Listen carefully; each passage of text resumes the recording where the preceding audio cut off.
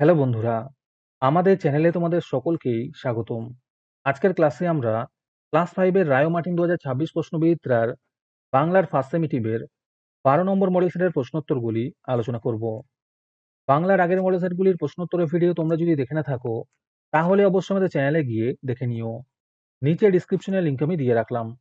আর তোমরা যদি আমাদের চ্যানেলে নতুন হয়ে থাকো, তাহলে চ্যানেলটিকে সাবস্ক্রাইব করে পাশে থাকা বেল আইকনটি অলে প্রেস করে রেখো।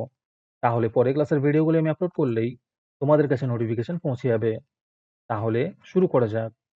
প্রথমে আছে সঠিক উত্তরটি নির্বাচন করো। প্রথম প্রশ্ন হলো উত্তরের শব্দটির অর্থ নড়বড়ে।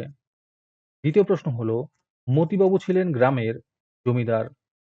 3 নম্বরে আছে পাখির ডানার শো শো শব্দ শোনা যায়। 4 নম্বর প্রশ্ন হলো বাড়িতে পোষা হয় এমন পাখির মধ্যে পড়ে না কোকিল।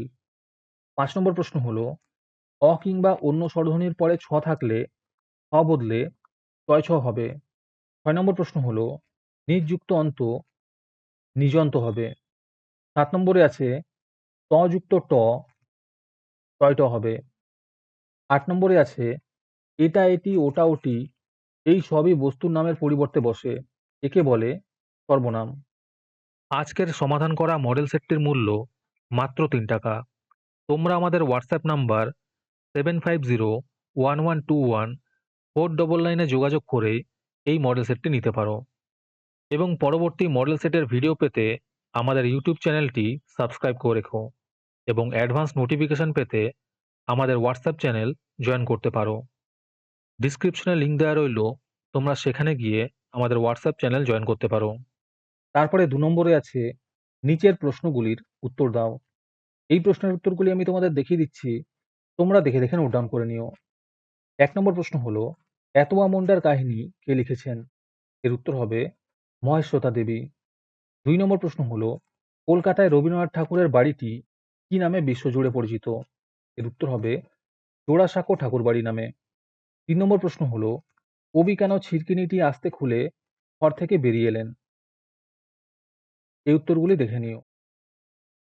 4 নম্বর প্রশ্ন হলো বিমলার দাদা ও ভাই বেশি বেশি খাবার পাবে কেন? 5 নম্বরে আছে শব্দার্থ লেখো। বেলোয়ারি হবে স্ফটিক শব্দ, তল্পি হবে ঝুলি। 6 নম্বরে আছে শব্দ যুগলের অর্থ পার্থক্য লেখো। দন্তস্বয়কার দন্তন্বয়াকার হবে কর্ণ, আর তালবস্যয়কার দন্তন্বয়াকার হবে শ্রুতিমধুর। তারপরে আছে এলোমেলো বর্ণগুলি সাজিয়ে অর্থপূর্ণ শব্দ তৈরি করো। প্রথমেরটা হবে সুবর্ণরেখা, দ্বিতীয়টা হবে আজগুবি। তারপরে আছে বাক্য রচনা করো। নালিশ দিয়ে হবে রাজুর পেন হারিয়ে যাওয়ায় সে শিক্ষকের কাছে নালিশ করলো।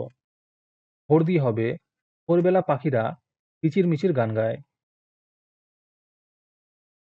তারপরে 3 নম্বরে আছে নিচের প্রশ্নগুলির উত্তর দাও। প্রথম প্রশ্ন হলো এমনি করে সারা শীত দেখতে দেখতে কেটে গেল, কেমন করে সারা শীতকাল কাটলো, এরপর কি ঘটনা ঘটলো? এই উত্তরগুলো দেখে নিও। 2 নম্বর প্রশ্ন হলো বাইরে বেরিয়ে এসে কবি শহরকে কেমন অবস্থায় দেখলেন?